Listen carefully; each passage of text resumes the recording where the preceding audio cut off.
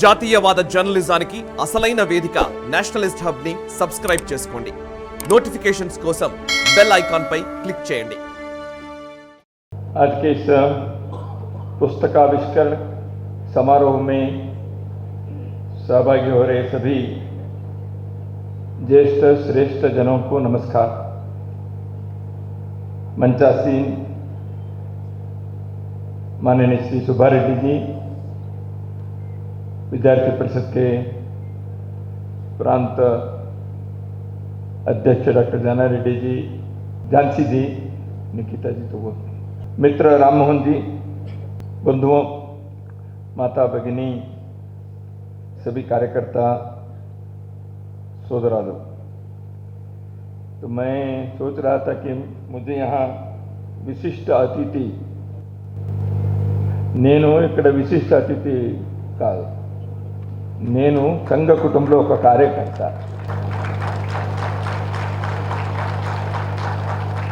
तो मैं अपने परिवार में सब संघ के प्रेरणा से कार्य करने वाले सभी लोगों के बीच में हम हैं. यहाँ जो आए हैं सब सभी एक विचार से, संगठन से, एक आदर्श से, एक कार्य पद्धति से जुड़े हुए लोग हैं. हम सब एक परिवार के हैं. कौन अतिथि हैं? कुछ लोगों को कार्यक्रम चलाने के एक औपचारिकता के लिए मंच पर हमको बिठाए हैं. वैसे देखा है तो यहाँ बैठे हुए प्रत्येक व्यक्ति इस मंच पर बैठने के लिए योग्य है, अर्ह है, क्योंकि हरिहर शर्मा जी को हम सब जानते ही थे. कुछ नई पीढ़ी के लोगों को शायद शर्मा जी को प्रत्यक्ष देखने को मौका मिला नहीं, लेकिन इस पुस्तक से हरिहर शर्मा जी नाम के एक अगाध व्यक्तित्व के कुछ हिस्सा आप देख सकेंगे. हरिहर शर्मा जी जैसे व्यक्ति के बारे में एक 100-150 पुस्तक, इसमें 140 पेज है, 136 पेज है, 136 पेजेस. इसमें हम हरिहर शर्मा जैसे व्यक्ति के पूर्ण रूप से बता नहीं सकते. मैं जब देख रहा था बहुत सारे विषय और भी बाकी है, ऐसे मुझे स्वाभाविक रूप से लगता है. लेकिन यह एक पुस्तक, यह ग्रंथ शर्मा जी के बारे में है. लेकिन ये शर्मा जी के बारे में है, लेकिन केवल शर्मा जी के बारे में नहीं है. यह एक संगठन के कार्यकर्ता, वो विद्यार्थी परिषद हो सकते हैं, राष्ट्रीय स्वयंसेवक संघ हो सकता है, या संघ से प्रेरणा लेने वाले देश के अंदर कार्य कर रहे हैं किसी भी संगठन के एक प्रमुख कार्यकर्ता के बारे में जिन बातों को हम बता सकते हैं, उनमें से बहुत सारे विषय इसमें हैं. इसलिए मैं देख रहा था कि यहाँ हरिहर शर्मा जी के चित्र के बहुत सारे हैं, लेकिन एक एक शर्मा जी के पीछे कोई रंगैया जी है, कोई नरसैया जी है, कोई गौरीशंकर जी हैं, कोई यशवंतराव केलकर हैं, कोई ओम प्रकाश कोहली जी हैं, ऐसे बहुत सारे हैं. अखिल भारतीय विद्यार्थी परिषद भारत के शिक्षा क्षेत्र में एक अनोखा संगठन के रूप में, छात्र आंदोलन के रूप में विकसित होकर आज देश के और विश्व के सर्वमान्य अग्रमान्य संगठन के रूप में कार्यरत हैं. लेकिन इस संगठन को इतने एक व्यापक, विशाल, अगाध रूप देने के लिए जिन लोगों ने कार्य किया, उन कार्यकर्ताओं के जो मालिका है, उस मालिका में जो पुष्प हैं, उनमें से प्रोफेसर हरिहर शर्मा जी एक ऐसे सुगंधित पुष्प, ऐसे हम मान सकते हैं. भारत माता के चरणों में समर्पित इस पुष्प मालिका में हरिहर शर्मा जी ने अपने को जोड़कर अपने जीवन को धन्य बनाया। और ऐसे हरिहर शर्मा जी के साथ कार्य करने के जो सौभाग्य मिला हम लोगों को, हमारा जीवन भी धन्य हो गया। शैलजा को उनके घर में उनके बेटी के नाते, उनके पुत्री के नाते जन्म लेने का, या पद्मा को, ज्वालेश जी को पुत्री और पुत्र के नाते जन्म लेने के जो सौभाग्य मिला, वो तो आपके सौभाग्य है ही। परंतु श्री हरिहर शर्मा जी जैसे, इस पुस्तक के जो शीर्षक कहता है तपस्वी, ऐसे तपस्वी के साथ कार्य करने का, उनके मार्गदर्शन में समाज के लिए कुछ काम करने के जो अवसर मिला, वह हमारे लिए जीवन भर प्रेरणा देने वाली ऐसे एक हमारे लिए उपहार है भगवान ने जो दिया हुआ। तो शर्मा जी के बारे में जो अन्य लोगों ने उनसे जो अनुभव पाया है वो इस सब में है। शेषगिरी राव जी यहां बैठे हैं। बहुत लंबे समय तक प्रोफेसर शेषगिरी राव जी और शर्मा जी परस्पर मित्र रहे, और शर्मा जी की स्वर्गवास के पश्चात, निधन के पश्चात जो श्रद्धांजलि कार्यक्रम हुआ, चाहे डीसी हॉल में हुआ था, तो उस कार्यक्रम में शर्मा जी के बारे में शेषगिरी राव बोले थे। मैं भी उस श्रद्धांजलि कार्यक्रम में उपस्थित था। और उसके बाद इस पुस्तक में जो लेख लिखे हैं, शेषगिरी राव जी ने एक वाक्य में शर्मा जी क्या थे इसके बारे में उन्होंने कहा है, शर्मा गारिकी जीविతంలో మాతృభూమి అభ్యున్నతి తప్ప మరో విషయం మీద ఆసక్తి లేదు. వారి ఆలోచనలో సదా సర్వదా కేంద్ర బిందువు భారత మాతే.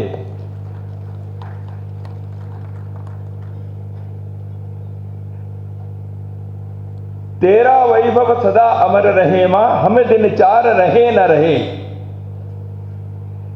संघ के गीत की एक पंक्ति है। संघ के कार्यकर्ता कहता है, भारत मां के वैभव के लिए मेरे जीवन समर्पित है, इसलिए अमर होना चाहिए भारत मां के वैभव।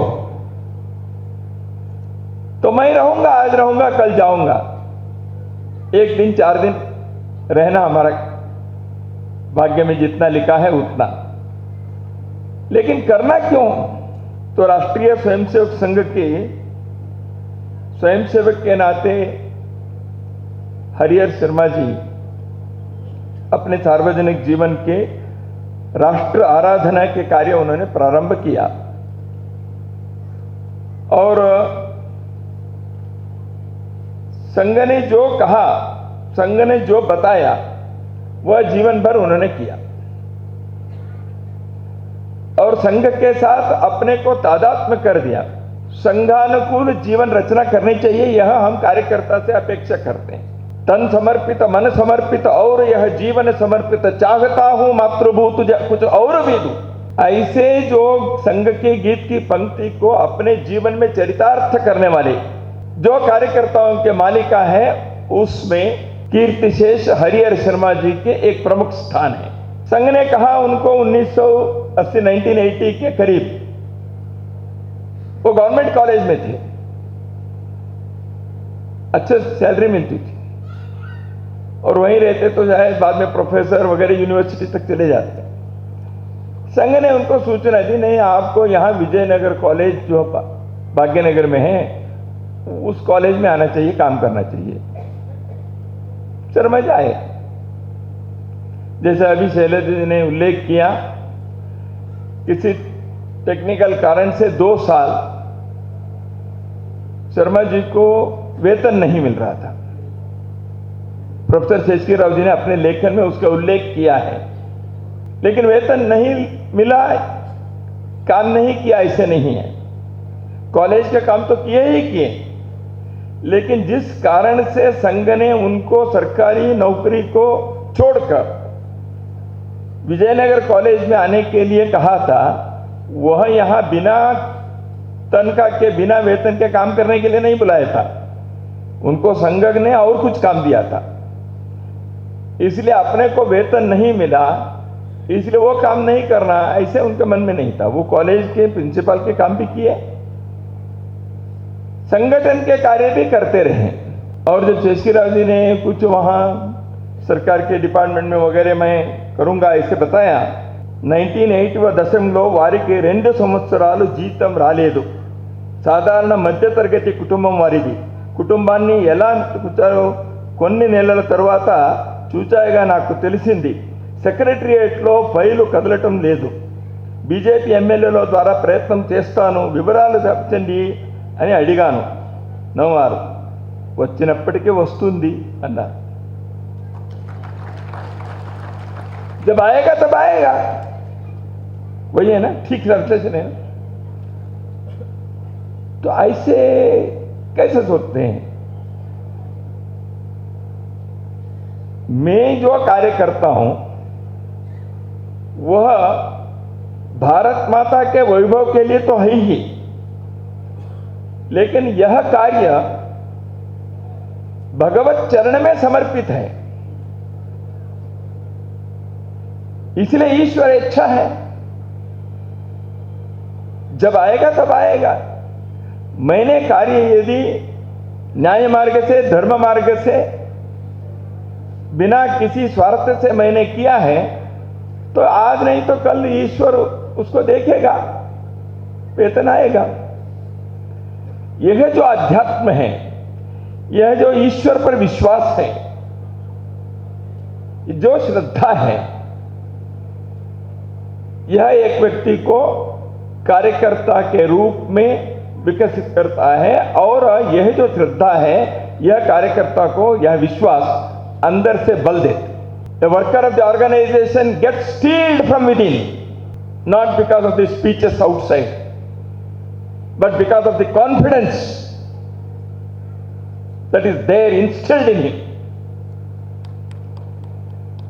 शर्मा जी ऐसे व्यक्ति, श्रेष्ठ व्यक्तियों के बारे में कहा जाता है, वज्रादपि कठोरानि मृदूनि कुसुमादपि। जब समय आया वो वज्र बन सकते, स्ट्रॉन्ग लाइक ए डायमंड। जब संगठन की कार्य पद्धति के विचार है, जब कॉलेज का काम है, जीवन में कष्ट को, संकट को, चुनौती को, प्रश्न को सामना करने हैं, वज्रादपि कठोरानि, वज्र जैसे कठोर बन सकते। जब कार्यकर्ताओं के लिए उनके मन में जो भावना थी, कार्यकर्ताओं के विकास के संदर्भ में, कार्यकर्ताओं के घर के संबंध में, बहुत सारे ऐसे होते संगठन के जीवन में, हम सब जानते हैं। यहाँ कार्यकर्ता ही बैठे हैं, इसलिए मुझे उसमें विस्तार में जाने की कोई आवश्यकता नहीं है। कार्यकर्ताओं के जीवन में कैसे उतार चढ़ाव आते हैं, कैसे संकट को सामना करना पड़ता है, कैसे सुख दुख के बीच अपने नाव चलता रहता है, हम सबको मालूम है।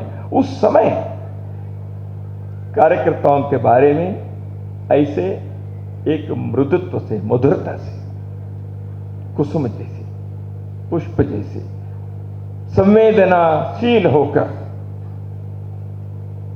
यह जो करना है। इसलिए कार्यकर्ता के बारे में हिंदी में एक गीत है, कार्यकर्ता ये भावना, कार्यकर्ता संवेदना।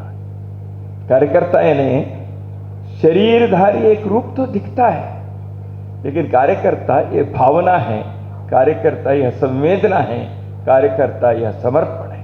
शर्मा जी अपने जीवन में कार्यकर्ता के इस रूप को, भाव को, अर्थ को, आदर्श को, संज्ञा को जीवन में उतारने की तपस्या की, इसलिए वो तपस्वी हैं। लिखा है, सिद्धांतंतो नडस्तु सिद्धांतम वैपु नडिपिंचिना।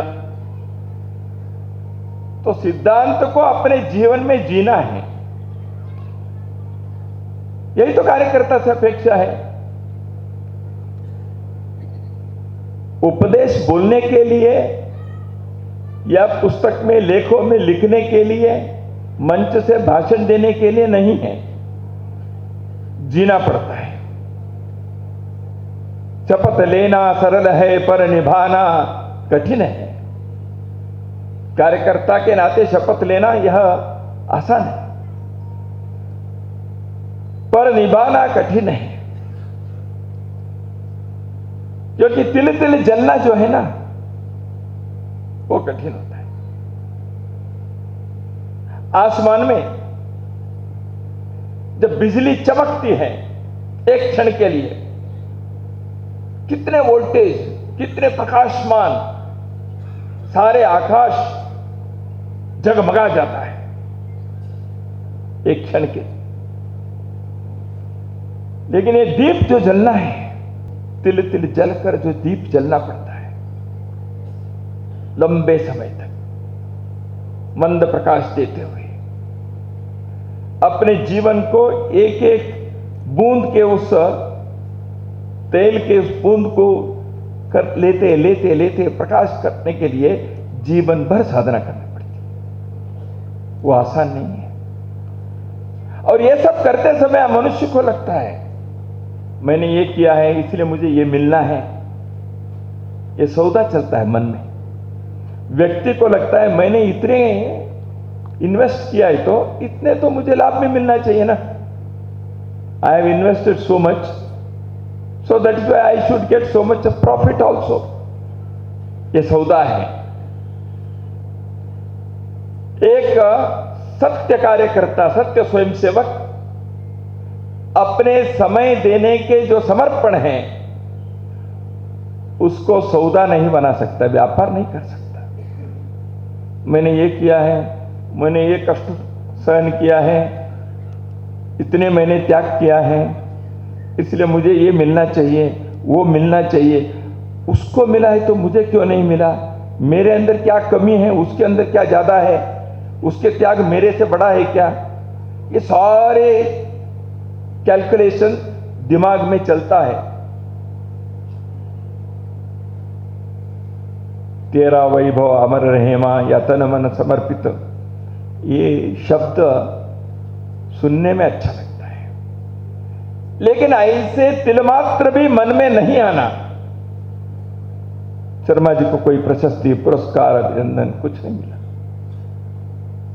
कोई स्थान नहीं मिला, किसी भी प्रकार के सार्वजनिक रूप में प्रतिष्ठा देने वाले ऐसे महास्थान मिल गया, नहीं मिला। संघ ने उनको कहा विद्यार्थी परिषद के कार्य करना चाहिए। विद्यार्थी परिषद के कार्य को उन्होंने समझा। प्रोफेसर शेषगिरी राव जी और शर्मा जी बैठकर कार्य किए। शेषगिरी राव जी लिखते हैं the profile of a student movement, एक पैम्पलेट, एक छोटी सी पुस्तिका जब शेषगिरी राव जी लिखे त्रिवेंद्रम अधिवेशन के पूर्व, तो उसको प्रिंट करवाना थे तो राजमंड्री में शर्मा जी थे, प्रिंट करवाया उन्होंने। स्टूडेंट मूवमेंट के बारे में समझने के प्रयत्न किया। विद्यार्थी परिषद के सैद्धांतिक भूमिका क्या है, कार्य पद्धति क्या है, यहां कार्यकर्ता निर्माण और विकास के क्या परंपरा और प्रक्रिया है, इसको समझने के कार्य किया। इतना ही नहीं, उसके बारे में बोलने, लिखने, समझाने के अर्हता और योग्यता और सामर्थ्य उन्होंने अर्जित किए। इसलिए उस कार्य को वो समझे, उसके अंदर वो चले गए। हम क्या कहते हैं सामान्यतः कार्यकर्ता को, कार्यकर्ता जल पानी जैसे होने चाहिए। जिस बर्तन में डाले उस बर्तन का आकार लेना चाहिए। जल को ग्लास में रखा है तो जल ग्लास का आकार लिया, जल को आपने तांबे के इसमें रखा तो जल उसको आकार लेगा। एक कार्यकर्ता स्वयंसेवक से अपेक्षा है जहां भेजे वहां उस पात्र के अनुसार अपनी पात्रता दिखानी चाहिए, अपने रूप धारण करनी चाहिए। यही तो कार्यकर्ता से अपेक्षा है। शर्मा जी ने 100% वो किए, 100%। संघ के यहां के अधिकारियों ने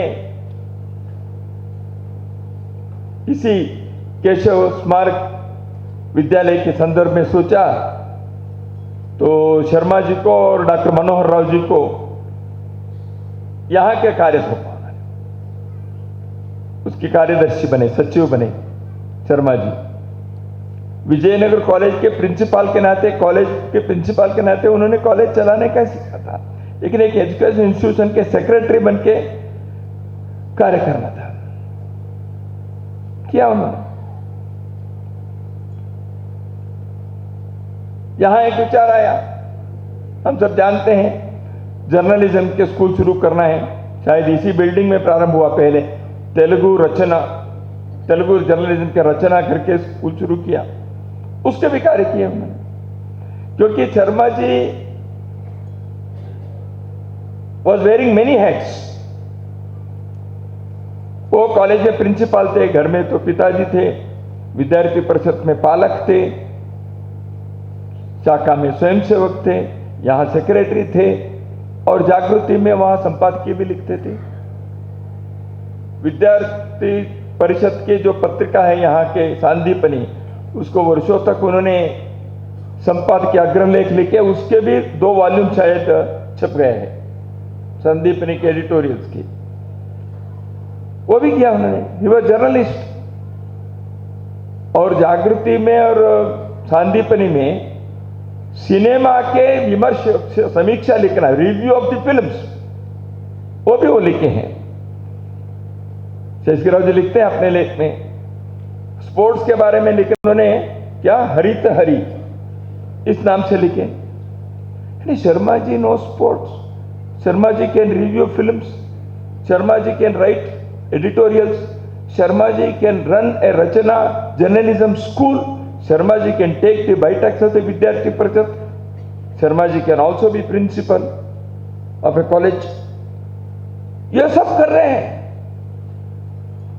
24 घंटे हम सबको हैं। शर्मा जी को भगवान ने 48 घंटे नहीं दिया था, उनको भी 24 घंटे ही दिए थे, और 3 बच्चे भी दिए थे। ये सब करना था ना उनको। How could you find time? और इस बीच में वो LLB और LLM भी किए।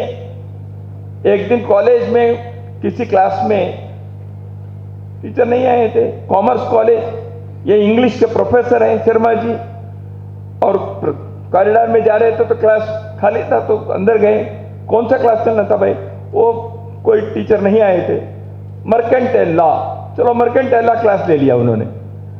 स्टूडेंट्स को लगा ये mercantile law, he is English professor, कैसे लिया? वो LLB किए थे, LLM किए थे। शायद उनको कभी विश्वविद्यालय में कहीं लॉ कॉलेज शुरू करने के या विजयनगर में शुरू करने के विचार हुआ होगा, मुझे मालूम नहीं। इसलिए किसी ने कहा शर्मा जी उस समय के गूगल गुरु थे।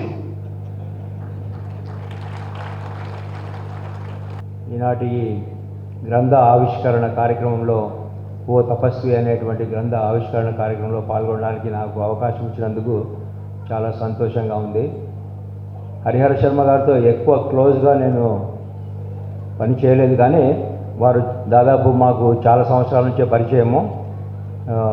విజయనగర్ కాలేజ్ ఆఫ్ కామర్స్లో వారు లెక్చరర్గా ఉన్నప్పుడు 1978లో జి పుల్లారెడ్డి జూనియర్ కాలేజ్, మా పుల్లారెడ్డి గారు కీర్తి చేసిన పుల్లారెడ్డి గారు మొట్టమొదట స్థాపించినటువంటి విద్యా సంస్థ అది జి పుల్లారెడ్డి జూనియర్ కాలేజ్. దానికి పర్మనెంట్ లొకేషన్ మేదిపట్లలో స్థలం ఉండింది, కానీ ఇంకా అప్పటికి బిల్డింగ్ కట్టలేదు. అప్పుడు విజయనగర్ కాలేజ్ ఆఫ్ కామర్స్లోనే ఒక షిఫ్ట్ సిస్టంలో జూనియర్ కాలేజ్ కూడా అక్కడే నడపడం జరిగింది. ఆ సమయంలో ప్రారంభ దశలో ఒక 3-4 సంవత్సరాలు ఆ యొక్క విద్యా సంస్థను ఉన్నత స్థితికి తీసుకొని పోవడానికి హరిహర శర్మ గారి యొక్క గైడెన్స్, కృషి చాలా ఉంది. దానికి ఆ సందర్భంలో ఎన్నోసార్లు పుల్లారెడ్డి గారి దగ్గర కలుసుకునే వాళ్ళము. తర్వాత సందర్భాల్లో అనేక సార్లు ABVP సందర్భంలో కూడా కలిసాము. తర్వాత కేశవ మెమోరియల్ హై స్కూల్లో ఎడ్యుకేషన్ సొసైటీలో నేను మెంబర్గా ఉన్నాను, వారు కార్యదర్శిగా ఉన్నారు. ఆ విధంగా కూడా పరిచయము. చాలా మృదు స్వభావి, మితభాషి, గొప్ప మేధావి అయినటువంటి ఆయన ఈ యొక్క గ్రంథావిష్కరణ కార్యక్రమంలో పాల్గొనడం చాలా సంతోషంగా ఉంది. వారు విజయనగర్ కాలేజ్ ఆఫ్ కామర్స్లో లెక్చరర్గా ఉన్నప్పుడు వారి యాక్చువల్ సబ్జెక్టు ఇంగ్లీషు, కానీ వేరే ఏదో సబ్జెక్టులో లెక్చరర్ దొరకకపోతే ఆ సబ్జెక్టు ఆయన చదివి పాస్ అయ్యి చెప్పాడని విన్నాను నేను. అంత గొప్ప ఆయన, ఎప్పుడు కూడా నిత్య విద్యార్థి అనమాట. అది వారి యొక్క గొప్పతనము. చాలా సంతోషము. ధన్యవాదాలు. ఈ పుస్తకం గురించి పరిచయం చేస్తాను. ఈ పుస్తకం సామాన్యుడిలా కనిపించిన ఓ తపస్వి గురించిన పుస్తకం ఇది. సంఘం శిక్షణ, స్వీయ క్రమశిక్షణతో జీవితం అంతా నిస్వార్థంగా సమాజ హితం కోసం పనిచేసినటువంటి ఓ ఋషి గురించిన పుస్తకం ఇది. అయితే ఈ బుక్ ఆ రోజు మీటింగ్లో నేను చాలా ఉత్సాహంగా చెప్పాను. శర్మ గారితో నేను కూడా ఒక 10 ఏళ్ళు ఫుల్ టైం వర్కర్గా పనిచేసిన అనుభవంతో శర్మ గారి గురించి బుక్ నేను రాస్తానని చెప్పాను. నిజానికి నేను రచయితను కాదు, నేను జర్నలిస్ట్ని, ఎప్పుడు పుస్తకాలు కూడా రాయలేదు. అయితే చాలా ఉత్సాహంగా ఒప్పుకున్నాను రాస్తానని చెప్పేసి. కానీ తర్వాత అర్థమైంది, ఏదన్నా ఒక ఫిక్షన్ రాయాలంటే మనకు నచ్చింది రాయొచ్చు, మనకి ఇష్టమైంది రాయొచ్చు. ఒక సైన్స్ లేదా ఒక చరిత్ర అంటే చరిత్రను మనం మార్చలేం కాబట్టి ఉన్నట్టు రాయాలి. కానీ ఈ పుస్తకం రాయడం ఎంత కష్టమో రాను రాస్తుంటే అర్థమైంది. ఎందుకంటే శర్మ గారితోటి దాదాపు ఒక 4-5 దశాబ్దాలు కలిసి పనిచేసిన వాళ్ళు, కలిసి నడిచిన వాళ్ళు, శర్మ గారితో శిక్షణ పొందిన వాళ్ళు, శర్మ గారి నుంచి ప్రేరణ పొందిన వాళ్ళు, శర్మ గారితో ధైర్యాన్ని పొందిన వాళ్ళు. ధైర్యం ఎందుకంటున్నా అంటే మీకు ఈ పుస్తకం చదువుతుంటే చాలా ఉదాహరణలు కనిపిస్తాయి. పూర్సమే కార్యకర్తలుగా పనిచేస్తూ ఒక్కో సందర్భంలో వెనక్కి వెళ్ళిపోదాం అనిపించి శర్మ గారి ప్రేరణతోటి మళ్ళీ వెనక్కి వచ్చి ఈ రోజుకు కూడా వివిధ క్షేత్రాల్లో అఖిల భారత స్థాయిలో పనిచేస్తున్న వాళ్ళు మనకు కనిపిస్తారు. ఆ విధంగా ఇంతమంది మనోభావాల్ని, అనేక మంది కార్యకర్తల మనోభావాల్ని ఈ బుక్లో ప్రతిబింబించాల్సి వచ్చింది. అప్పుడు నాకు అర్థమైంది ఈ పుస్తకం రాయడం అనేది ఎంత కష్టం అనేది. ఒకసారి ఒక టీవీ ఛానల్లో నేను పనిచేస్తున్న సందర్భంలో ఏబీవీపీకి సంబంధించి ఒక కార్యక్రమం ప్రసారం చేశాం. దాని పేరు చీమల దండు అనే పేరుతోటి ఒక కార్యక్రమాన్ని టీవీలో ప్రసారం చేశాం. అది చూసినప్పుడు తోటి జర్నలిస్టులు అడిగారు, ఏబీవీపీ కార్యకర్తలు ఎట్లా చేయగలుగుతున్నారు? బ్యాచ్లుగా వస్తున్నారు, అరెస్ట్ అవుతున్నారు, ఒక బ్యాచ్ అరెస్ట్ అవుతుంది, ఇంకో బ్యాచ్ వస్తుంది, ఇది ఎట్లా సాధ్యమవుతుంది? దీని వెనకాల చాలామంది కృషి ఉంది. ఒక హరిహర శర్మ గారు కావచ్చు, గౌరీ శంకర్జీ, శేషగిరిరావు గారు, అంటే ఒక కార్య పద్ధతితోటి ఈ వ్యవస్థనంతా నిర్మాణం చేశారు. ఈ వీడియో మీకు నచ్చినట్టయితే లైక్ చేయండి, 10 మందికి షేర్ చేయండి. అలాగే కామెంట్ల రూపంలో మీ అభిప్రాయాలను మాతో పంచుకోండి. Nationalist hub group of channels ను సబ్స్క్రైబ్ చేసుకుని తెలుగునాట జాతీయవాద జర్నలిజాన్ని ప్రోత్సహించండి. ఈ వీడియో కింద ఉన్న బెల్ ఐకాన్ పై క్లిక్ చేయడం మర్చిపోవద్దు.